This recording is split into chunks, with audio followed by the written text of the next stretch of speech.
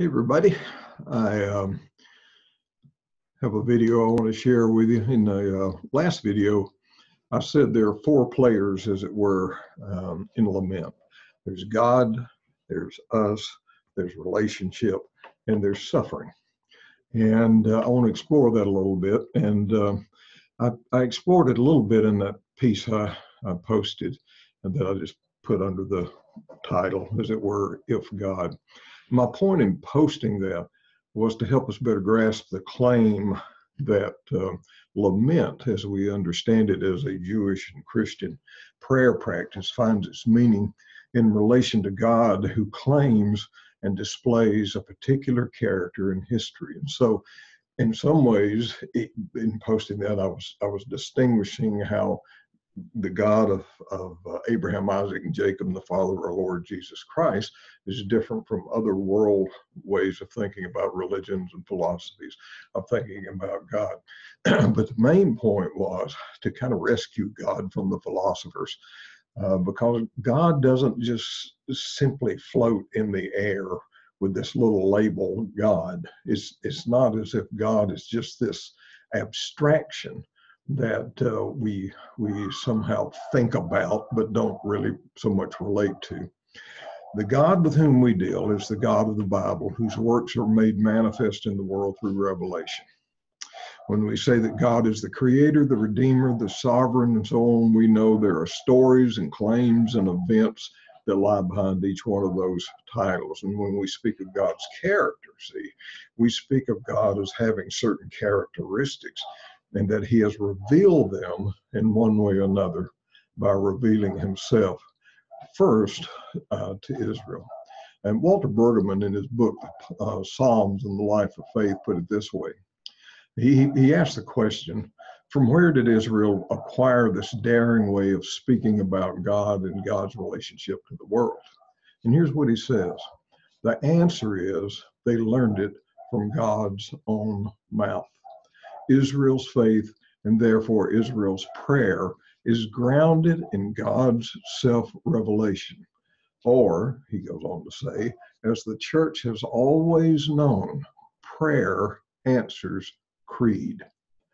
Now, what Brueggemann is saying there is that God revealed himself and his character in particular places and times under certain circumstances to a people called Israel.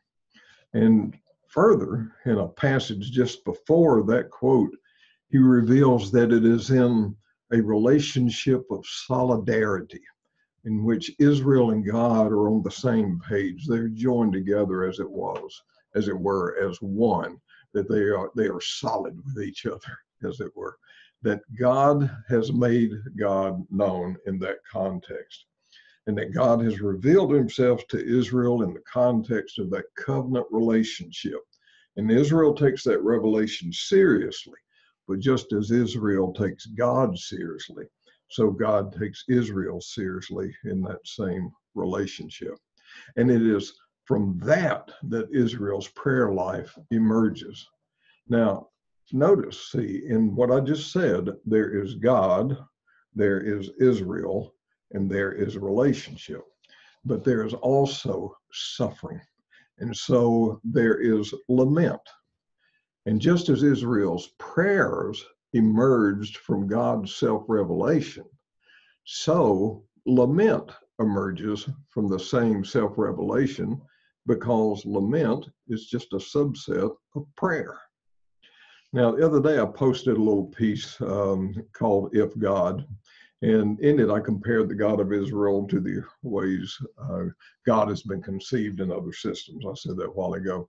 And the quote that I used is from Exodus 34, and this illustrates Brueggemann's point beautifully.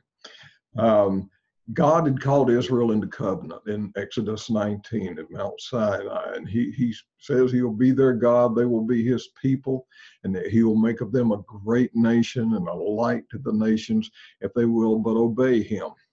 And Israel agrees to this.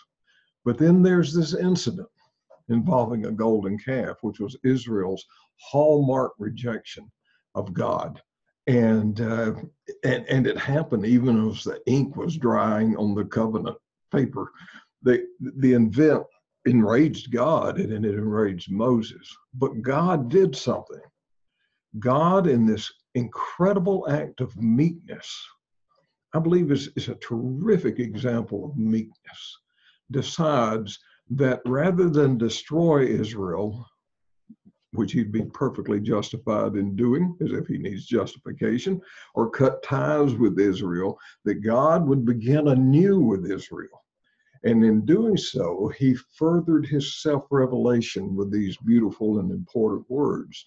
Yahweh, Yahweh, a God merciful and gracious and slow to anger, abounding in steadfast love and faithfulness, keeping steadfast love for generations upon generations, and forgiving iniquity, transgression, and sin, but in no way overlooking the guilty. See, so God reveals himself in these 7 hopeful terms, and Israel believes him. And it is from words like that that Israel's praise and Israel's lament emerges. Now, Brueggemann has that final line too, the one about what the church has known, where he says that, that the church has long known that prayer answers creed. And what he's saying there is that it is out of our fundamental convictions regarding God as he has revealed himself that our prayers emerge. And if our prayers, then our laments, because again, lament is a subset of prayer. And here's what that suggests, and this is the real twist. We are not the source of lament. God is. Had God revealed himself as indifferent or capricious or deceptive or as nothing but silence, would we entrust our pain to God? Of course we wouldn't. Trust is bound up in this relationship. We believe that God is who he claims to be, and that implicit in these claims is a kind of promise. Since this is who I am, this is how you can expect me to be and how to act. So what do I do when I am mired in misery? I cry out to God, who is not only faithful as he revealed to Israel, but because of his revelation of himself on the cross of Jesus, he's able to know my suffering from the inside out and like no one else. So see, lament, rather than being an act of faithlessness, is in fact an act of faith. It is a response to the God who reveals himself as filled with mercy, filled with grace, filled with faithfulness, filled with steadfast love, and all of these other things, slow to anger. But he's also a God who has revealed himself as a man hanging on the cross, as he did, enter into our realm and suffer in every way and more as any of us have ever suffered. So you might say this, that in revealing himself as this kind of God, God asked for it. He asked for our prayer, our praise, and in fact, our lament. See you later.